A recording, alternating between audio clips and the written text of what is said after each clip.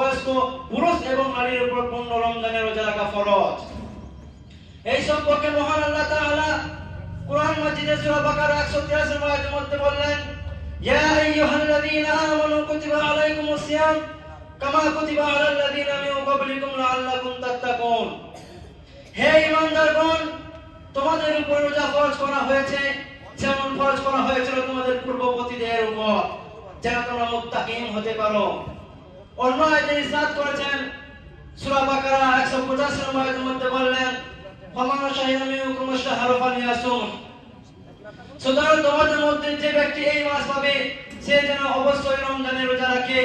আর আমরা কি দেখে রোজা রাখবো এই সম্পর্কে হাদিসের মধ্যে এসেছে, সুমু লিরুয়াতিহি ওয়াফতিরু লিরুয়াতিহি ফাইন কুম্মা আলাইকুম ফাআকমিলু ইদ্দাতা শাবানা 30।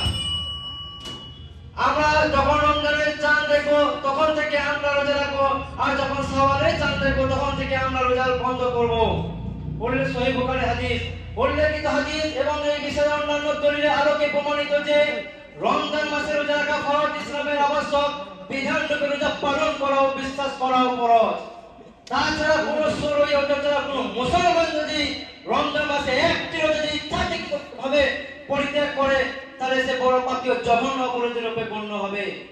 দিনের মৌলিক বিধান লঙ্ঘনকারী, ঈমান ইসলামের ভিত্তি বিনষ্টকারী হিসেবে পরিগণিত হবে। পরিশেষে মহান আল্লাহ তাআলার কাছে দোয়া করি, হে আল্লাহ, সামনে মাহে রমজান, তুমি আমাদেরকে সকলকে রমজান মাসে পরিপূর্ণভাবে রোজা রাখার তৌফিক দান করুন। আমিন ওয়া আখিরু আলহামদুলিল্লাহি রাব্বিল আলামিন। আসসালামু আলাইকুম ওয়া রাহমাতুল্লাহি ওয়া বারাকাতুহু।